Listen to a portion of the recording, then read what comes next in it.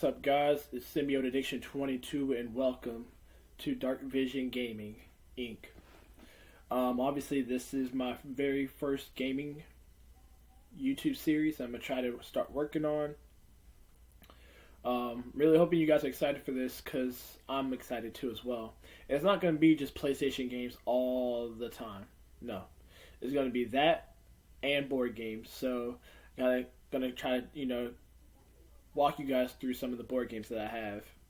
But right now I'm going to just do one. And if you guys are big fans or just love to play board games, then this one will definitely be one of the best games that you guys would ever play if you ever get a chance to. And it's called Betrayal at House on the Hill.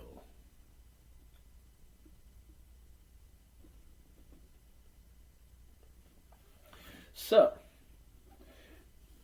this is basically what it looks like on the back. I'll just go ahead and read it to you guys. So, basically, it says, face your terror as it builds tile by tile. Take a deep breath before you enter. It might be your last. Your fear will grow with each tile you place as you investigate a house filled with dreadful monsters and deadly secrets. As you brave your way through each unique room, you and the other explorers must rely on each other to survive the horrors that await. But beware. The house will turn one of you against the rest. It'll take all of your strengths and skills to defeat the traitor and escape the betrayal at House on the Hill. With 50 fiendish scenarios, including 7 new haunts and dozens of danger-filled rooms, you'll return to the house again and again as often as you dare and never face the same game twice. So, obviously, as you can see here, you have your event cards, your item cards, your omen cards, you have your explorers, you have your character cards, you have the pieces, you have the little monster pieces, or monster tokens actually is what I meant to say. You have the floor tiles, you have your upper floor, your ground floor, and your basement floor. So if you guys can see what it says right here, it says there's one rule book, 2 haunt books, which is the trader's haunt book, and then you have the survivor's handbook. They are 2 separate books as well. You have 44 room tiles in all. You have 1 entrance hall, the foyer, which is kind of like the hallway right between the front door and the grand staircase. It's literally just one. It's one altogether. You have 6 pre-painted plastic explorer figures, so you can literally play from like 2 to 6 players. Is what I meant to say. But if you're doing 2 players, I would highly recommend that you guys do 2 characters each. 2 characters each, because that's normally what I would do. I used to do that with my friend when I'm at work, and we'll usually take the time to play this. And we'll usually play with 2 figures. And I'm going to get into more of the characters here in just a bit. But yeah, we'll usually play with 2 characters each. And then whoever ends up being a traitor, that player has to use that one person. And then the other person will use the other 3 survivors. So obviously there are 6 2-sided figure cards. In all there are 6 character cards. Each character card has 2. You have one side character card, you flip it on the back, there's another character on the back of it. There's 30 plastic chips, and the plastic chips are, if you look right here, actually, you know what? Give me a minute, I'm actually going to show you guys what that looks like. So you have 30 plastic clips, 8 dice. I'm going to show you that too as well. You have 1 turn damage track, 80 cards, which are events, items, and omens, which include 5 new item cards and then 149 tokens. So, we are going to start with the cards first, actually. So you have the event cards, your item cards, and then your omen cards. So the omen cards are going to look like this. You get your omen cards that look just like this. It has the little bird symbol on it. I know it's hard to see. There it is. So if you see a room tile, and like I said, I'm going to show you that too as well, so that way you guys can kind of get a better understanding of it. Let me go ahead and pull that up too as well. Yeah, so I literally have put these in bags. I have the box. I just didn't want to bring the whole box with me. I usually take this to work with me so I can play with my friends, obviously. So let me see if I can find one with a bird on it for you guys as well. Here we go. Okay, so this is obviously the upper floor, so this is what it's going to look like. So like, just like this, upper floor, and then on the front, it's that little bird right there. So you got the gallery room. So you can choose to fall to the ballroom if it's in the house. If you do, you take 1 die physical damage. And like I said, you get Omen card. You pick up an Omen card if you land on this type of tile that has the bird symbol on it, and then you obviously from whatever it says on the front of it. So for this is the madman. So you get says you gain 2 might and you lose 1 sanity. If you lose it, you lose 2 might and then you gain 1 sanity. So then, depending on the number of Omen cards that you or your other explorers get, is what you have to roll, and I'm gonna show you guys that too as well in just a bit. That's the Omen cards right there. So the item cards obviously are. So say if you landed in. Okay, so I got 2 for you guys actually. So here's the storeroom. And then you see that little bull symbol. This is what you end up getting. You get an item card. It looks like this. So obviously it says pickpocket gloves. So it says when you're in the same room as another explorer, you can discard the item. You discard this item, take any item that any explorer is carrying. So say if they have an item that you may need or may want, you can use this card to go into the room the explorer is in. You go and use this card. You give it back to the player who has all the item cards, and then you discard this item. You put it in the pile, and then you go ahead and take the explorer's card that you are wanting to take. So that's basically how that works. And then obviously you have the event cards as well. So you got the event card, and then say if you landed in the graveyard, and I'm going to go back to what I was about to talk about here in just a bit. So you got the graveyard right here as well. So this is the ground floor, and it has the little swirly circle. So that you draw an event card. And this obviously is a closet door. So it says that closet door is open, just a crack. There must be something inside. Put the closet token in this room. Once during an explorer's turn, that explorer can roll 2 dice to open the closet, and depending on what you roll is what you get. So you roll a 0 to a 1, you draw an event card and remove the closet token. You roll a 2 or 3, you draw an event card. You draw a 4, you draw an item card. And usually they'll benefit you, or it actually won't. Either it'll help you or it won't help you. So it all depends on what you end up getting. So it's kind of one of those strategized mystery type games because you don't know what's going to happen. So there's that. There's the event cards, the item cards, and the Omen cards. And then also the vault. So with this, you don't get the items once you actually land on it. You actually have to attempt a knowledge roll of 6. And I'm going to get to that right now. So you have to get a knowledge roll of 6. You also get an event card afterwards. Not after you open the vault, but before you try to open it. So you get an event card, and then you actually try to open the vault. So,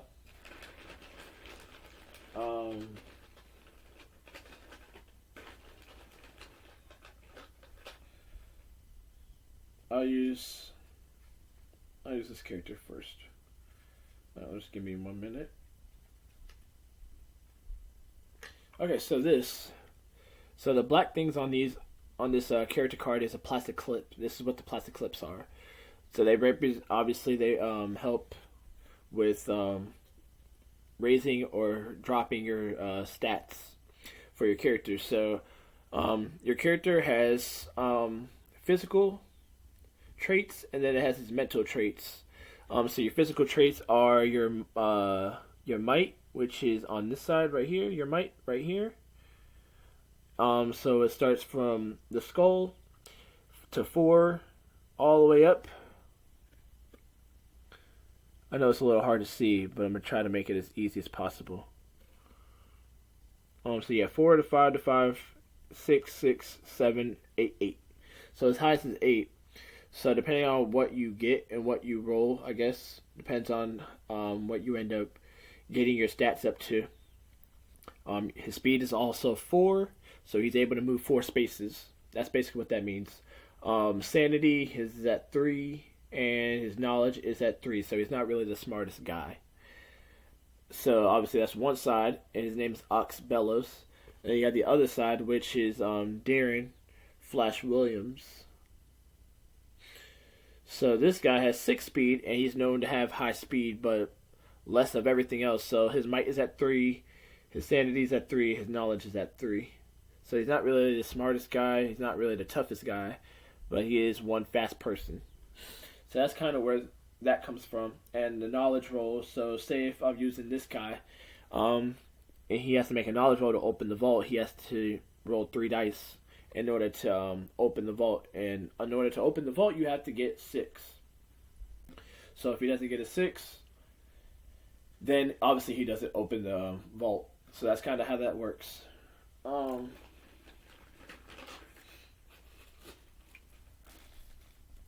So there are, here's the dice. I'm going to just show one dice because this is really all you need to really see. So it actually has a 0, which is blank. You get 1 and 2. That's it. 0, 1, and 2 is what's all literally on the dice. So you get 8 of these dices. So it kind of makes it a little easier, but a lot worse, especially when you're trying to roll to get to where you need to go. So say if alright, so say if you're trying to escape from the attic. So if you can see it, it says in order to when exiting, you must attempt a speed roll of 3+. If you fail, you lose 1 might but continue moving. So your speed roll is whatever, I guess, the plastic clip is on your character card. So if it's at 4, you take 4 dice. You have to roll. You have to get a 3 or higher in order to leave. So with the 4 dice that you have out of the 8, you have to roll 4 of them because that's obviously what your speed is on. So if you have 4, you have 4 dice. If you have 5, you have 5 dice. That type of thing. So that's kind of how that works. So yeah, you have your upper floor, you have your ground floor, and your basement. So there's a lot of them. You have a lot of these cards. So it's a really fun game. And then obviously with the characters, you actually have the little character figures. So this one represents Ox Bellows and then Darren Flash Williams, the red card. And then you have your other characters as well. So this would represent the I am not even going to say it because I don't want to sound racist. It's just the one with the white color on it, obviously. So there's that one. Then you have the character card with the green color on it. That represents this one right here. And yes, there are women in this game, so it's not just all guys, which makes the game a whole lot better. So there's three guys, 3 girls. What I'm gonna say is 2 grown guys, 1 kid, one boy, 2 grown men, 1 boy. And then you have one small little girl, and then 2 older women. 2 older women, 1 child, that's a girl, and then you have 2 grown men and then 1 boy. So that's kind of how that works right there. Also, here's the chips. These are the chips that I use for my characters. There's a bunch of them in here, so it would be kind of difficult to go through and kind of show you guys every little thing because it's kind of hard. It's way too many in there. If I'm not mistaken, there was like 149 tokens. So I happened to go through that bag and happen to pick out almost each section. It is kind of takes too much time. That's all I'm gonna just say. It takes too much time, way too much time. There's really no point. But what I do want to go through is the turn damage track as well. So you can use this, which is this right here. This is your turn damage track right here. So this you can use for your trader, for like the damage he takes, or the number of days it goes by, or you can use it for the number of omens when when you start the game and people draw the omen cards. So depending on if you have one omen, you turn the plastic cup over to 1, so everybody knows that you got 1, so that way they know what they need to roll in order to pass and not have to start the haunt. So if the haunt starts and you don't get a 1, then, well, I'm going to say, first of all, that's embarrassing. Nobody should ever get a 0 if you only have 1 omen card. It's like, come on. It's so simple. It's literally easy. You're using 6 dice. You use 6 dice when you have to roll for a haunt reveal. So if you do not even bother getting a 1, then there's something wrong with you or your rolls. I'm going to just say that now. I'm not even trying to be rude. I'm not even trying to be mean, but it's just embarrassing. I mean, I've seen people do that too, and it's not even just 1, maybe like 2 or 3 or 4. It's like, it's not that hard. If you have a good roll, then you should be able to make it past that. The highest that I've actually been past was like 7 or 8, and then we just couldn't make it after that. So that's kind of how that all goes. So here's the entrance. The entrance hall is right here. There's the entrance hall, the foyer, and then the grand staircase. So that's what they were talking about with that. So this is the ground floor right here. And then this leads to the upper floor as well. And then the foyer could also have a stairs that leads down to the basement. So there's a bunch of stuff in here. Really fun though. Like I said, it's a fun game. So here is the trader's book. So it says, obviously, do not read until the scenario, the haunt scenario begins. So, like I said, my friends and I have actually done almost all of them. So,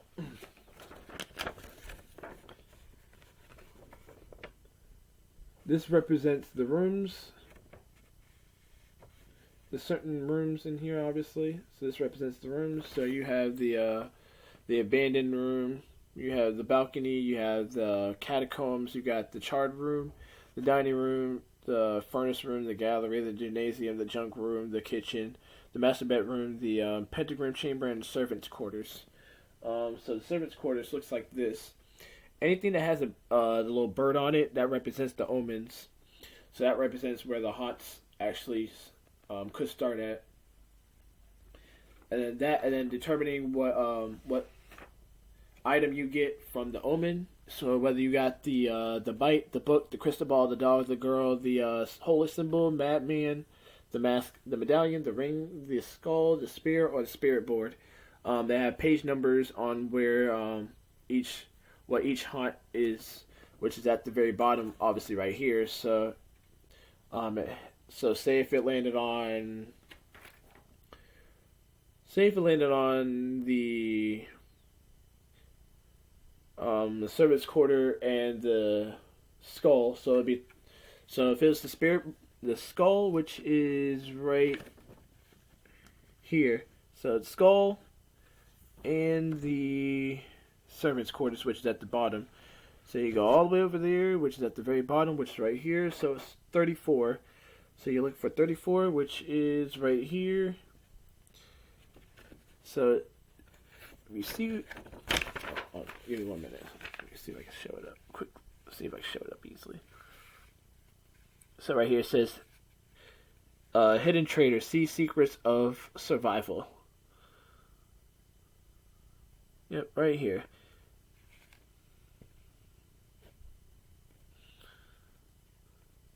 Yep, there you go. Hidden secrets. See survival. See secrets of survival. So the traitor would be hidden, so they wouldn't even know who it is until you actually go to the page. And going to page 34.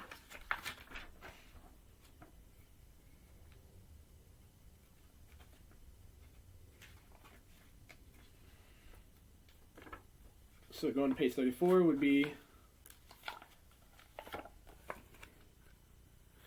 guillotines. So it says this haunt uses the hidden traitor rules described on page 17 of the rulebook. All players read this haunt in the Secrets of Survival booklet. So if if you're reading that, you go to page 17, and then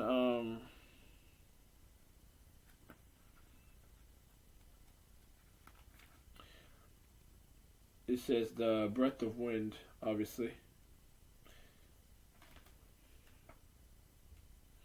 So I guess it would be something like this. This is what you would be reading right here.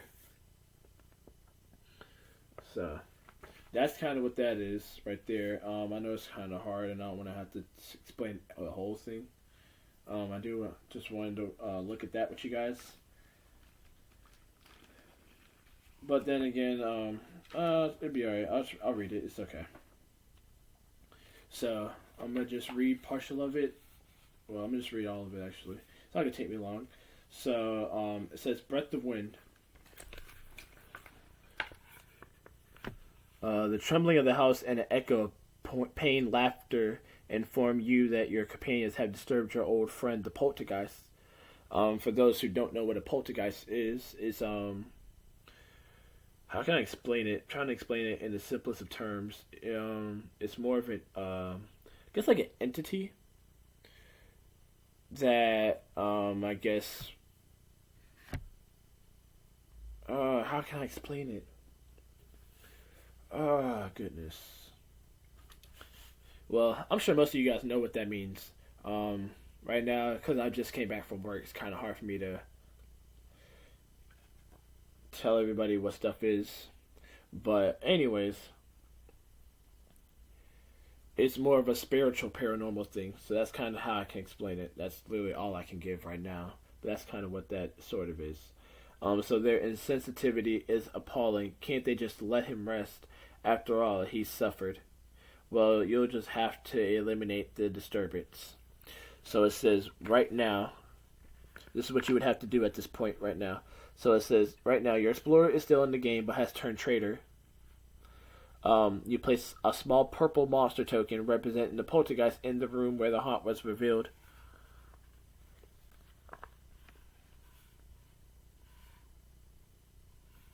Yes, I'm right here. And then it says, set up the turn damage track with the plastic clip at 4. So what you know about the heroes is that they are attempting to exorcise the poltergeist. So whoever the traitor is only wins when all the heroes are dead. Only when the heroes are dead is when you actually get to win. So helping the poltergeist, you can help the poltergeist by attacking your fellow explorers or by finding or stealing items for the poltergeist. So this poltergeist, so the speed is at 3, might is at max, sanity is at 4. So unlike a regular monster, the poltergeist can pick up, steal, trade, and drop any number of items just like an explorer. However, it ignores all the normal effects of items it carries. So the poltergeist starts with might 4. Each time it picks up an item, advance the turn damage track by 1. At the end of each monster turn, the poltergeist is in the junk room, storeroom, attic, library, wine cellar, research laboratory, or operating library. Draw an item card for the poltergeist and advance the turn damage track by 1. Each time the poltergeist loses an item, lower the turn damage track by 1. Okay, so then on this side right here where it says special attack rules, it says the poltergeist can make a separate might attack against each hero it reaches each turn, but it cannot attack a given hero more than once. When attacking the poltergeist, might is equal to the current value of the turn damage track, maximum is 8. It can choose to steal an item and add it to its might if it would inflict 2 or more points of damage. The poltergeist is not harmed if the hero wins the combat. The poltergeist is immune to might attacks and cannot be harmed by the revolver. If the dynamite explodes in the room with the poltergeist drops items it is carrying and is removed from play, but it can reform on its next turn. So reforming the Poltergeist. So it says at the start of each monster turn, the Poltergeist has the option to reform in any room with an Omen symbol. If it does, it drops any items it was carrying, set the turn damage at 3. The Poltergeist then appears in the Omen room of your choice before continuing its turn. If it reforms in the junk room, turn damage track to 4 if you win. So this is what you would say if you win.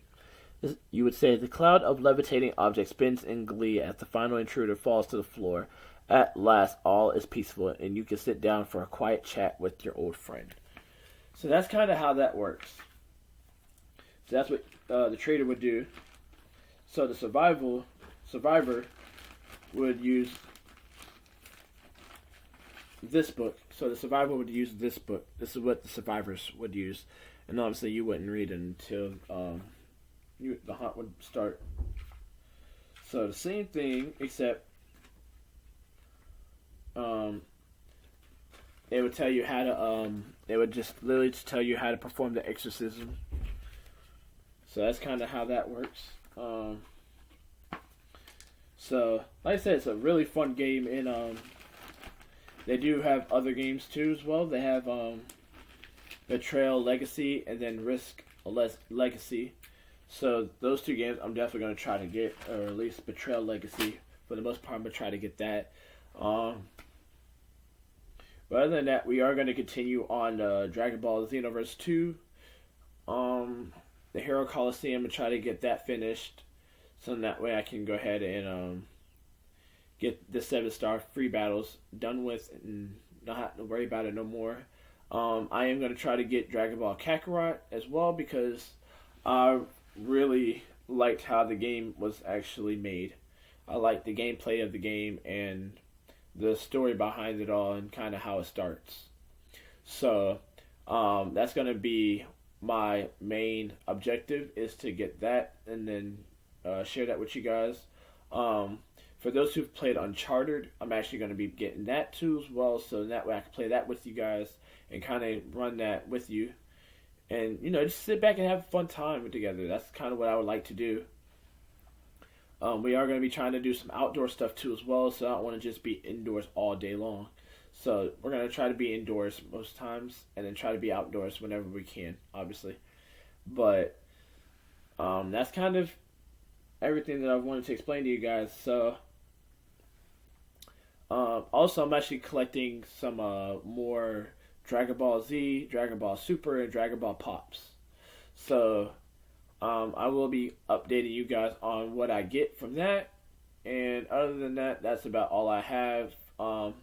Next week, we're actually not going to be doing Dragon Ball Xenoverse. We're actually going to try to do Left 4 Dead. So I'm really hoping you guys are excited for that, as well as I am, because we are going to have a lot of fun with that. So Left 4 Dead is going to be the next game that we're actually going to jump into, kind of get away from the PlayStation for a bit. So Left 4 Dead is coming up, and like I said, there is a Comic-Con coming up in March, so I will be attending that as well. They do have a Comic-Con Convention Center in Raleigh.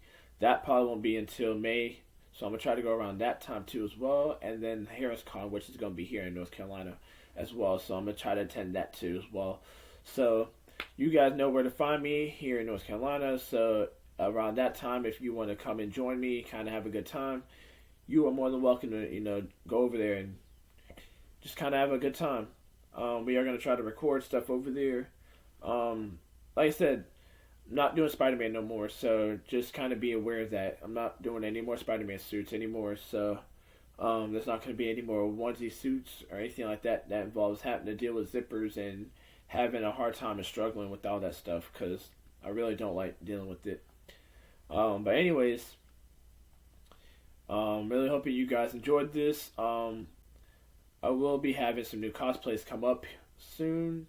I will keep you guys updated on that. So other than that, I'm signing out. It's been Simulator Addiction 22. I'm out of here. Peace.